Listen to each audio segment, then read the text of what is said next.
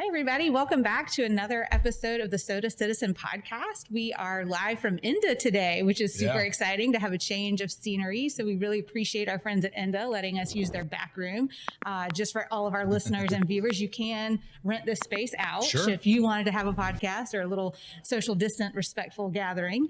So make sure you come check out INDA's space. But I wanted to jump right into it because today we've got a really exciting guest and topic to discuss. And we've got Dave Britt, who's a local musician, music advocate, professor, right? Yes. And so today we're just going to talk about the music scene in Columbia, a little bit maybe pre-COVID, where it was headed, definitely how COVID has affected it, how our community can support our local musicians. So thanks for being with us today, Dave. Thanks for having me. Just maybe you could start off by telling our listeners and our viewers a little bit about yourself and how you're involved in the music scene. Okay. Well, I started playing music when I was like 18 and actually playing out in bars and restaurants and stuff. And then when I got done with college, I ended up managing a bar here in Columbia called Monterey Jacks. And got me into the music business. I started putting music in that place. I got a job at a place called the Elbow Room in the late 90s as their marketing director. Then I went on to work for several clubs in Columbia, the Pub in 5 Points, Senate Park. I went on to work as a booking agent with a company I was a partner in called All In Entertainment around 2006, where we did the national buying for a club called Headliners Main Stage in the Vista. After doing that for a year, that company went out of business and we ended up buying that property.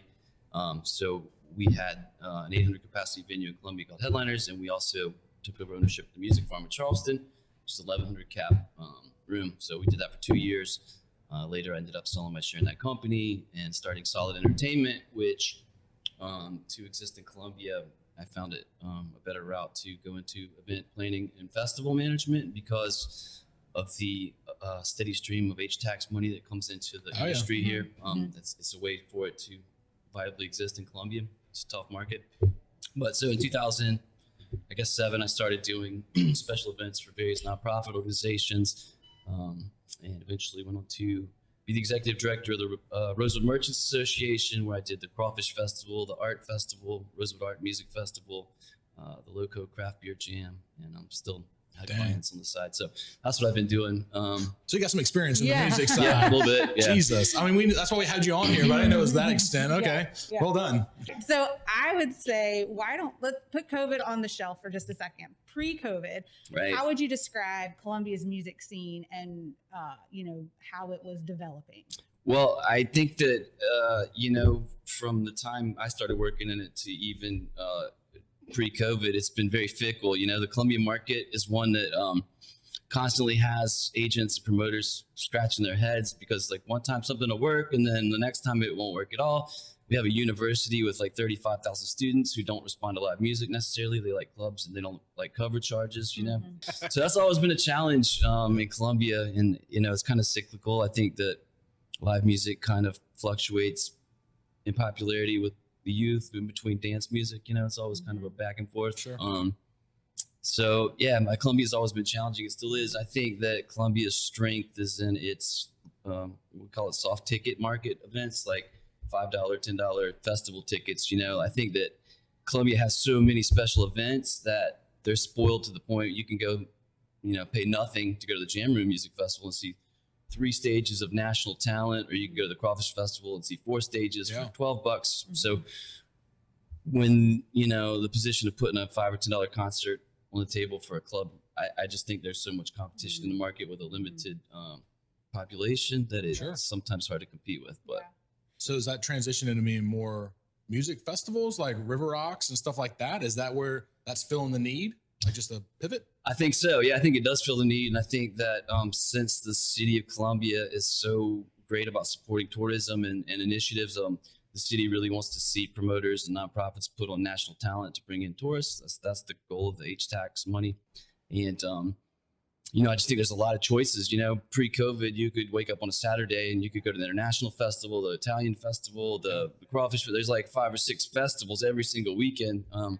That's not to say people still didn't come to the clubs to see stuff. The White Mule, we had successes with like Susto and, some of those up and coming regional bands. But there's a lot of competition, and I think we have a limited population here, which gets spread around a lot. Well, the kids I was teaching are in the USC Sport and Entertainment Management, so they're all event majors that are super smart and talented in planning events.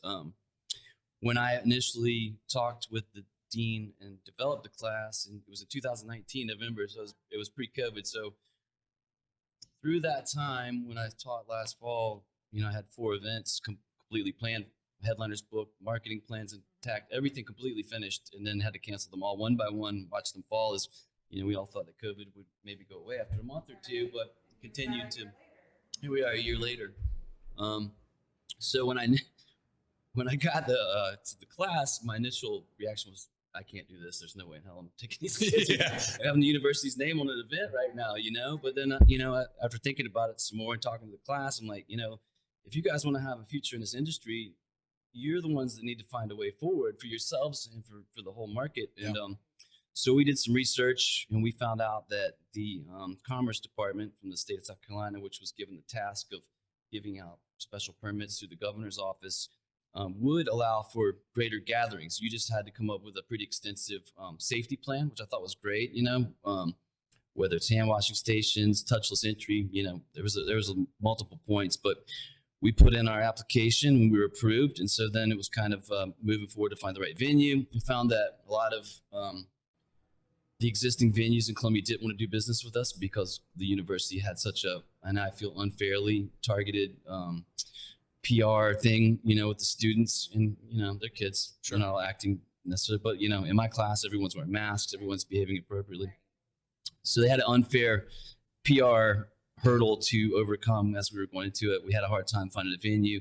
I had a friend of mine named Chris McLean, who was the main buyer for the Southeast at AEG, coming to talk to my class. He's like, well, let's just do it at the Senate. So that ended up being a great opportunity. They have pre-existing staff. They had just gotten back to doing a few shows in Columbia at reduced capacity. And so just kind of one thing led to the other, and we were able to pull it off. And it was great. All these businesses that do business in the event industry have been starved, and they're so looking for any kind of business or just way to find forward. Everyone's trying to work together. So I won't say we found a solution, but we did, I think, take a step in the right direction to move that way. And since then, some other things have happened, like a festival called Land Jam out in Camden. A guy named Doug Gainey had about 4,000 people out there. So that was interesting. What about the Motor Speedway? There's been some stuff going on at the Speedway, right? So those guys came in from, I guess, Maryland, maybe, where they had done some things over the summer and they had success with this business model, but it was a drive-in. Right. You just went in your car. So what they wanted to do was take this giant space and create it into safety pods and all that. And when they hit the market, I think the weather was uncooperative. Mm-hmm. And I think that also, everyone kind of thought when concerts returned that everyone would be so hungry that it would be like having a commodity that was easily sold. But it's like restaurants. When they open back up, everyone's been trained with this fear and this, and rightfully so, but everyone's not jumping back into their old routines quickly. Right. They're very reluctant. Some people are still scared. Like my dad won't leave the house, scared to death. So I think a lot of people like that. Some people don't care, and some people are scared. So, in a challenging market already, when you take it, divide it in half, and then put that hurdle too. Absolutely. So I don't know. They're coming back in the spring with new events like Jason Isbell and stuff. So you had to reschedule. We'll see how they do. Do you think? I mean, obviously, outside would make the most sense in COVID, right? That's a check. But we got weather. We're in South Carolina in the summer. It rains every day at 3:00.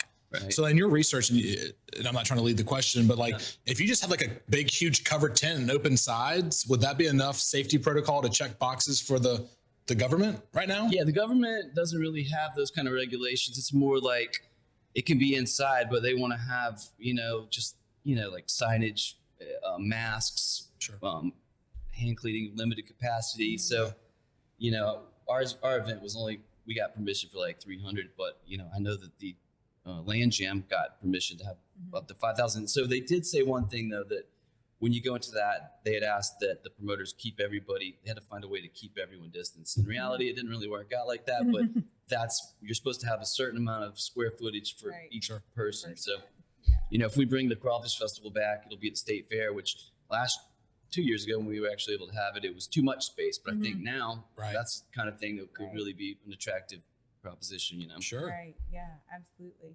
Well, I know Columbia seems to have a ton of artists, musicians included. And I'm just curious what your 2 cents would be for anybody listening or watching that's like, okay, I'm missing live music. I know things are going to look different, but like, how do I help my fellow artists and my fellow local musicians so that they don't have to give up their dream right now? Right. Well, I'd say buy their records if you can on iTunes, or even just listening to them. It gives them a little tiny tenth of a penny every time you spin their music. But watch them on YouTube, engage in their content, share it, so that you can help maintain their brand while they're in a downtime. I think that a lot of artists have quit playing. They've gotten a little discouraged. The music business is probably one of the hardest businesses in the world. And then put this on top of it. And, the last revenue stream that existed in the music business really is the concert ticket. And so that has been crippled.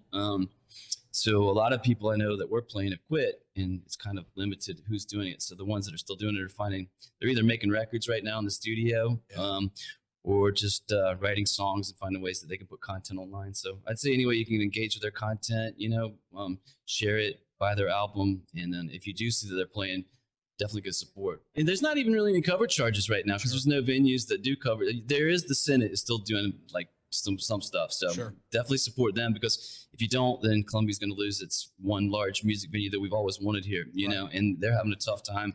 The Tin Roof is helping that support, but I can't imagine it's cheap to maintain that giant space with minimal capacity. Yeah. So do you think, when this is all said and done, do you think ticket prices will actually increase with less capacity? So we, I'd be willing to pay more if I didn't have to go shoulder to shoulder with a bunch of 20-year-olds to go see my favorite musician.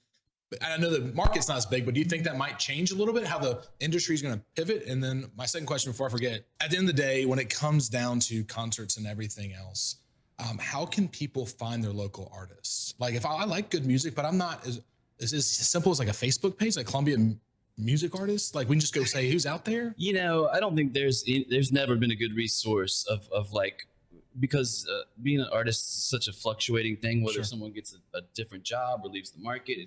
And then the people that are running those kind of sites are artists too, or promoters. It's impossible. It's too much of a fluctuation. So I would say just my place I always look to is the free times. I pick it up and see who's playing. They have the where it's at little club section, and you can see who's going on there. And they write up local artists all the time. So if you pick up that or check it out online, that is my way of staying most engaged with what's happening in the scene. Cool, thank you. Yeah. And then, back to my first question. Back to your first Do you question. think the market will shift with music, that it won't be so much a wide cast net, more people that are intentional with that band that are willing to pay more? I don't think so. I think that, I always say music is like stocks. It's worth what it's worth. It's either on its way up or down. And I don't think you can double the price of it just because it's rare. I mean, I think that, if you talk about artists with older age demographic fans that have more disposable income, then you might be able to put them in seated situations. I mean, I think that the Senate's already doing that. There's only 200 caps. So you have to buy a table with 5 friends. You can get, table service. So I think that premium thing is an option, but it already existed. Right now the agents, they don't want to put their bands into venues because they don't want to get into a PR situation nightmare like Smash Mouth that played out at Sturgis, which became like the scourge of humanity because no one's wearing masks, people are sick. So, right now, for example, I know what the venue, the Raceway paid for Jason Isbell, which is the exact same thing they would have paid pre-COVID. So as a promoter that's only selling half as many tickets, it doesn't make sense. But the agents and artists are like, we're not going to put ourselves in a situation where we could damage our brand unless we're getting full money. It's just not worth it. We'll just sit back and see how this pans out. And a lot of artists are doing that too, Yeah. So what's the word on events this year? 2021, right? We're almost February. Right. Rosewood Crawfish Festival. It's one of your things. It's a hard maybe. Yeah. And River Rocks, right? That's River Rocks is not going to happen. That's definitely canceled. We saw that St. Pat's is talking about it in a reduced fashion. We don't know what that means yet. Yeah. I don't know you can reduce St. Pat's. I don't either, and that was one of the things we talked about, talked to my students about is, there's such a thing as a success problem where you have too much success and then you have more people in your hands than you're able to deal with because of the infrastructure, and especially when you're trying to keep them in a distance and have sanitizer and enough toilets and all that stuff. So like you can't really control how many people come to an event unless you limit capacity to your pre-sale tickets. So, I guess 5 Points could do that. I'm not sure. You got people coming. The reason it's a super spreader event is because you have people coming from all over the country for that thing. Yeah, no for doubt. sure. So what's the best outlook for music scene? Like if people want to, scratch that itch for music, right? 2021, the way that we see it today, right? What's the way to do it here in Columbia? I don't know. I think that everyone's trying to find their way forward with these events, and I think you will see more people. I mean, people are just getting tired of, if you're playing events, you're kind of a risk taker by nature anyway. So like they're like, what's one more risk? Let's get this thing out there. So I think you'll start to see more people doing events. Everyone's hopeful that the vaccine is going to create some kind of loosening of the tension from it. And I'd say if you're in Columbia and you want to see music, go to the places that have it. You can find it. There's a Market on Main is doing live music outdoors, and they're awesome new outdoor space. You have Steelhands Brewery, which is doing music 2 or 3 times outside, socially distanced. There's Republic Beer Garden, I think, is doing live music. The Senate is still doing a calendar of maybe 4 or 5 shows a month. You could go, take a group and go to that. Anything out in Lexington? Any like Hazelwood? There is. There's a few places out there. I forget, like maybe, I don't know if the Casual Pints may be doing stuff, but it's one thing is not very many band opportunities. It's a lot of acoustic stuff, but there's a good bit of that. The amphitheater in Lexington, we were just out the other day, which we have an office out there, but like I was walking through and they're building a huge pavilion. Like it's beautiful. Yeah, I know. It's a good spot. Yeah. So one thing somebody told me, to remember if you do purchase a ticket and your event gets canceled, to maybe just consider letting that money go, because that really goes to pay a lot of the people. It's not just the artist, it's like the sound guys, the tech guys, the light guys and gals. The marketing money you spent before you had to cancel your event. Right. It's like Marilene's entourage. She has 20 people she pays daily to carry stuff. She sells a house. It doesn't just go to her. That's all her people. That is fake news. That is not true. Market's hot.